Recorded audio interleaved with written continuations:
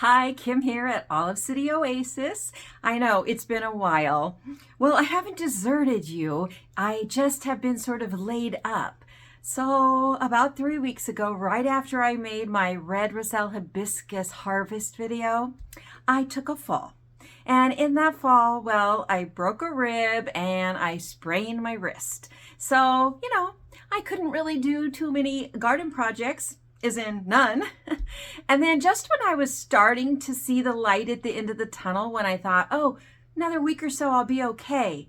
Then I fell again, of course. I probably shouldn't have been outside, but my legs were fine, and one of my arms was fine. I just couldn't bend and twist with that rib being so painful. But I took a fall, courtesy of my ducks, because one of them had dug a hole overnight and I wasn't looking at the ground and I stepped in the hole and yep, you know what happened. I turned my ankle really badly and sort of to counterbalance myself, I shifted violently to the other side and I wrenched my right knee, which I've never done anything like that before. I've never hurt a knee. So, I guess I want to give all body parts equal opportunity to be injured. So, yeah, that really laid me up. But, it has its positive sides, and that is that because I was forced to sit down, I could not move around with this knee on one side and my ankle on the other side being out of commission. It gave plenty of time for my rib to nearly finish healing. It's been about, I guess it's only been 3 weeks, but the rib is much better than it was. I still can't bend or twist, but it doesn't hurt all the time now. And yeah, I can tell it's healing. And then my wrist is much better. And even my ankle, because this happened a week ago, my ankle is now feeling quite a bit better. Only my knee is still really bothering me. So I figure another week, maybe 2 if my kids insist, but another week I'll be outside and ready to do some late fall garden projects, of which I have several. But I didn't want to wait any longer before updating you and also, giving you some content. So you might be wondering how I'm standing here if my knee's out. Well, I'm not putting any weight on it. I have my handy dandy cane, which is great, and which I probably will start using a lot more even when I'm not injured, because the reason that I keep falling in addition to uneven ground is because I'm having balance issues, which I never did in the past. I was actually a gymnast for all of my childhood and up through my 30s. I practiced gymnastics and was very well balanced, if I say so myself, but no longer. Over the last 5 years, my balance has really gone. And yeah, I have to be a lot more careful. And so I think maybe using the cane, or at least, having it in my hand ready in case I do get off kilter, it can steady me. That might be the way that I proceed in the future. But enough of that. What is today's video topic all about? Well, you could tell from the title and thumbnail. It's all about 6 great things you can do for your garden in the late fall and early winter, depending on where you are. By the way, if you are in the Southern Hemisphere, you should go check out some of my videos all about what to do in the spring. But for those of us in the Northern Hemisphere, it is definitely fall. Even here in Northern California, fall has arrived. We had cold weather all last week, meaning in the 50s and even down into the 40s Fahrenheit. And now, this week, we are actually getting rain. Maybe I can put a screenshot of our week's forecast here that shows you we have rain scheduled every day this week. That's amazing, considering we really haven't had rain except maybe a spatter for a minute or 2 here and there in the last month since spring. So this is fantastic. But it is also a sign that there are some things we should get busy doing in the garden if we haven't done them yet. One of the first things I did, and the first thing on this list of 6 things you should do in the fall for your garden, is to bring indoors any cold sensitive plants. So if you watched a couple of months ago, the video I did on the 6 tropical trees I'm growing, or trying to grow, as this is the second time around for most of them, Well, I mentioned that the reason they didn't make it the first time I tried it a few years ago was because I did not give them protection their first winter. And tropical plants, if they're not grown in a tropical place, they definitely need protection at least the first winter that you've got them, maybe even the second. And so you can see behind me, this is my Barbados cherry tree, and I have the other 5 next to them. They're up on top of bookcases. They have big trays under them in case the water that drains out is a little much. And they're next to my window. And so they'll get some light, but mostly they'll be warm. And that is the goal, because I want these plants to survive. And if you have any plants you want to survive the winter, even if they're not tropical, because of course I live in zone 9B, I can grow perennially a lot of things that some of you who live in cooler zones can't. But if you want to overwinter, say, your peppers or maybe some cherry tomatoes or, well, anything, you can try overwintering it indoors if you have the space for it. Some plants you can even overwinter just in, say, a garage or a enclosed patio. Give it a try. It might be fun, but definitely don't leave plants that are cold sensitive outside when it's going to drop low down in temperatures at night. And low down, well, that just depends on the plant. Some plants are hardy, down to the freezing point, but some can go lower than that. You need to research each specific plant to find out. Well, since it's supposed to get down into the upper 30s this week or next week, I thought now is the time to bring these in, because you never know. Once you're in this territory, you could have a random night that goes lower than expected. And I do not want to have one of these plants suffer because of my short-sightedness. Of course, I wasn't able to bring these in myself, being injured, so my lovely older children did it for me. They have really been helping a lot. I'm so thankful for them at this time. So here I have the Barbados cherry, and it actually is getting pretty tall. And next to that, I've got my lemon Cattleya guava. You can even see some new growth coming out at the top there, looking very healthy. And this is my Aunt Liliana's South Sea salad tree. And here is the peanut butter tree. And it looks like I've got 2 branches coming out there at the top. And then here we've got the star fruit. And lastly, but definitely not least, I have my chocolate pudding fruit, my black sapote. So yeah, very happy with how all of these are going to do in here, because I am willing that they're all going to do super well. Now, the second thing that you can do, a great thing for your garden in this late fall and early winter time, is to take care of your garden beds. And by that, I mean chop down all of your old plants, not the perennial ones, obviously, but any that are annuals, chop them down. Now, my personal preference is don't pull them out by the roots. Leave them, the roots anyway, in the ground, because that's just promoting all sorts of wonderful life under the ground, all sorts of wonderful microbial activity that's going to boost your garden's fertility in the spring. So just cut them off at base level and then chop them up a bit. Not fine, just a bit. Lay them down on top. It makes a great mulch and organic material being fed back into your soil. Come spring, or now if you want, you can top all of that chopped up vegetation with compost. Hopefully homegrown, but if not, go get you some organic compost, put a little bit on top of that chopped up vegetation, and your garden will definitely thank you. Now, if you have a garden bed or two, as I did in past years, that for some reason is just overgrown with weeds. My issue was oxalis, the false clover, and it was all over 2 beds, only 2 beds. And I believe some, soil got brought in, of course, that was infested with it. Now, I don't mind oxalis in other places on my property. I like it, actually, but not in my garden beds. So the way I got rid of those, and the way you can get rid of something like that or any noxious weed, of course you could pull it, but when you pull weeds, you are actually likely to promote more weed growth. Anytime you're stirring up the soil like that for a variety of reasons, that's usually what will happen. So the better way is to go ahead and, if you want, cut off the weeds, if they're tall, if you've let them go tall, to, they're just a couple inches above the soil. If it's something like clover, that's just how tall they are naturally. That's what mine was. And cover it. Cover it with something heavy. If you cover it with something like tarp, you're going to want to weight down the tarp with bricks or rocks or pieces of wood so that no sunlight can get in.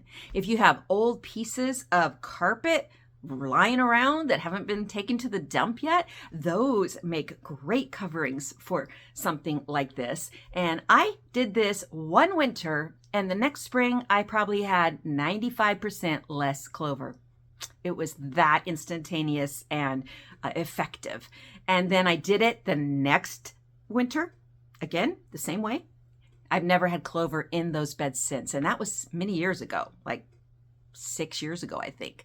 So highly recommend you do that if you're struggling with any kind of weeds in your garden beds. The only thing I found that this method doesn't work with is anything like Bermuda grass. Let me just say that. If you know what I'm talking about, you know what I'm talking about. Now, the third great thing you can do for your garden right now in the late fall, assuming you haven't been buried under snow yet. If that's the case, you're going to have to wait till the snow melts. But if not, an excellent thing you can do is to put down cardboard anywhere you want to make a path or reinforce a path. Put down cardboard to suffocate any weed seeds, and then on top of the cardboard, put down wood chips. If you don't have access to wood chips, you can also put down chop and drop from your garden, pruning from your trees. Just cut them up in, 4 to 6 inch pieces at most. And another thing you can do is you can put what I would call topsoil down, not soil you would use in a garden bed, but that's really expensive. You can get wood chips for free in most places if you just find an arborist, because they are always looking for places to dump their wood chips. After they prune trees on a street, I never have a problem getting them to come over and dump wood chips on my property, because otherwise, if they don't dump them somewhere free, they have to drive to a place where they have to pay a fee to dump them. So there are also places you can call to schedule such a thing. But if you're like me, you've probably seen arborists in your neighborhood from time to time trimming trees. My suggestion is go over to them and let them know you are more than happy to welcome those wood chips into your property whenever they need to dump them. Not only are wood chips a fabulous way to build up your paths, they also are great at blocking out weed growth. So again, wood chips, so invaluable. So the fourth great thing you could do for your garden right now is to plant more perennial plants. So this can be perennial veggies, this can be fruit and nut trees, this can be herbs, this can be even just decorative plants. But plant perennial plants, and if they're decorative, plant native plants. Of course, you can plant these type of plants anytime year round. If they're already in a container, you wouldn't seed them right now. But if they're already pretty good size and they look established, you can plant them right now. If you're in a cooler area, I wouldn't do that with really small plants. Wait another year. But if you're in an area like me that doesn't really get too cold and only has a few frosty nights a winter, then yeah, if your plant is already a year old in a pot, you can put it in the ground in the fall, and it gives it a good chance to establish its root systems before the spring, and it'll be ready to just take off in the spring.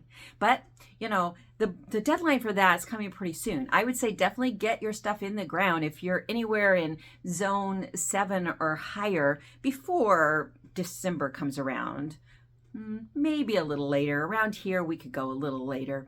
Use your judgment, but you can have a lot of great fun right now and reap a lot of great rewards in the coming years by getting some perennial plants in the ground right now. I am adding more rhubarb to my rhubarb patch. I am adding more asparagus crowns to my asparagus patch, and I am adding more purple tree kale all over the property. Now, all of these extra plants I actually got for no money. How's that? Well, I just divided the rhubarb plants I already had. I started asparagus from seed in the spring, and so now they look pretty solid. I'm thinking they're ready to go in, although I haven't made the final call on that. I might bring them into the patio area and plant them outside in the soil in the spring. And then the purple tree kale, well, those I just propagate from cuttings because that is so easy. And so I have dozens of those ready to go in the ground. So the fifth great thing you can do for your gardens, I already mentioned, and that is to plant native plants. Now, why is this so important? Well, conservation.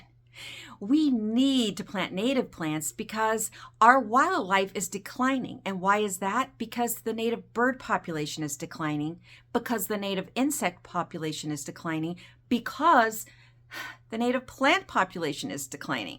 So if you don't have the proper native plants in the right amount, the native insects have nothing to eat and they die out. And then the native birds have no native insects to eat. And you can see how that can cause a real problem with our wildlife, and it has.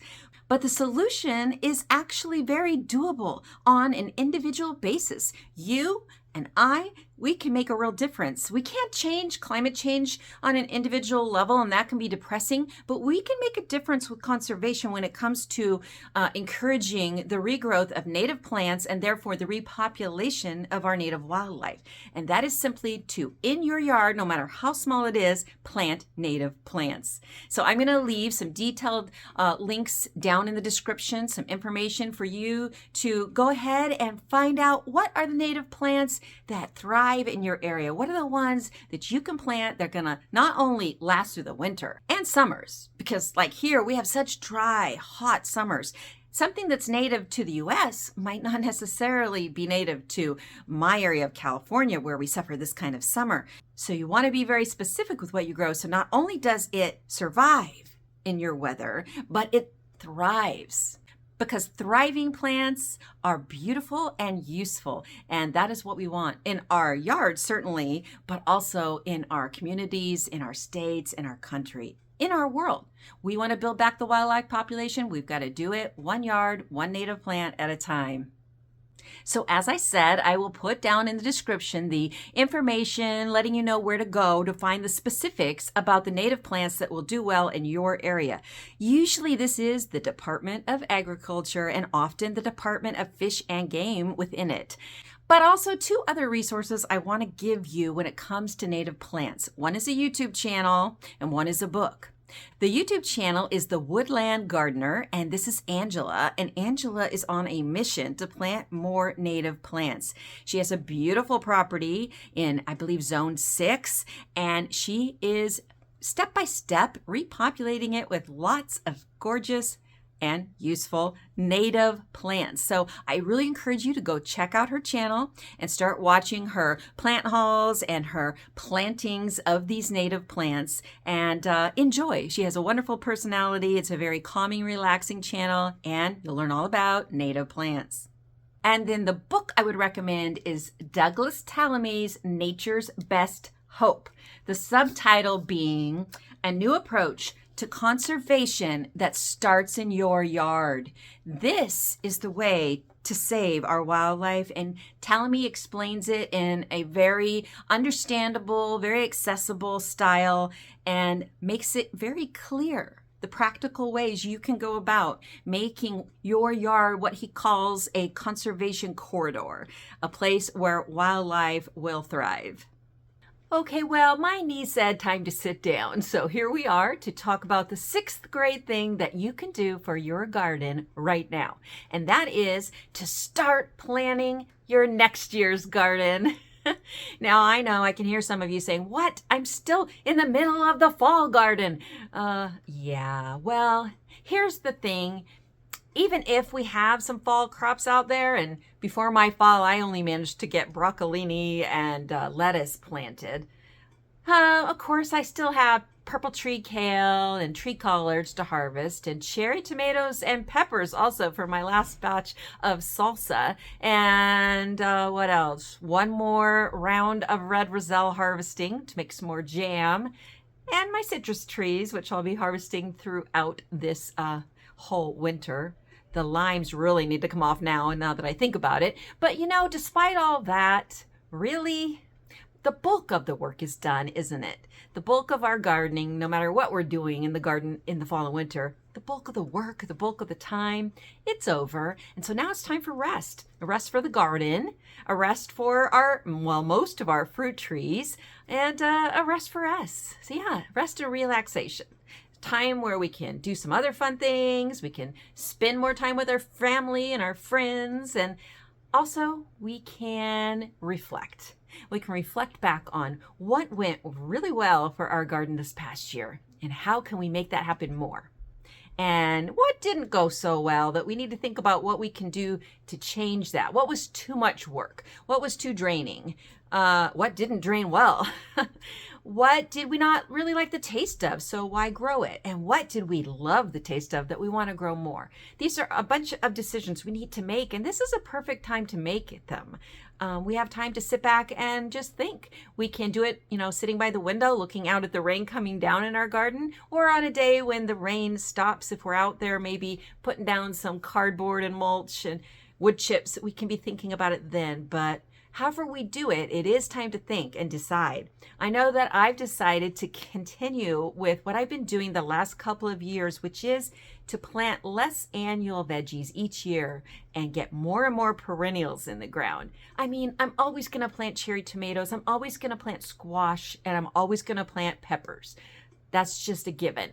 And red roselle hibiscus. But less and less of anything else, to tell you the truth, because I want to get more and more perennials in the ground that I can harvest from year round or in season, but not have to replant every year. It's just the way I want to go. Less work overall. The other thing I decided this past summer is the time has come when I have to convert, by and large, to drip line. Now, I'm still going to water by hand whenever I can, whenever I feel like it, because I do feel like it a lot. I enjoy watering by hand, but I need to have that drip line and trench irrigation and sprinkler systems, whatever the automatic type of watering I want to set up. I need to have that in place in case I need it. As I recently discovered, of course, you can be out of commission for longer than you think, randomly, suddenly. And well, I want to be prepared in case that ever happens in the middle of summer. And one of my newer goals, I've had it for a few years, but I'm really buckling down and getting serious about it now, is to plant more native plants. So I'm going to be doing a lot of research this winter to decide what route I want to go, which plants I want to get, when I'm going to get them, how many am I going to get. And it just sounds kind of exciting to me. I'm very eager to get going with this. I have been doing it, like I said, for a couple of years, but I really want to emphasize it now. And so this is the perfect time. So thanks for joining me today. I hope that no matter what the weather is where you are still enjoying your garden in some way, whether that is harvesting the last few things from your summer or fall gardens, or whether that is bringing some of nature inside, as I've done with my tropicals, to enjoy through the winter, or whether that is thinking about the spring and what you want your garden to be like next year. You know, those seed catalogs are going to be coming any day now in your mailbox. And of course, all of that is available online so easily. You can get lost in it, but don't get overwhelmed with it. Don't feel the need to, buy everything. Sit back and relax and reflect and plan a garden for next year that will be everything that this year's was, that was good, and some new interesting things too. I wish you all the best, and I will see you again very soon, even if it's from right here. Till next time, happy gardening.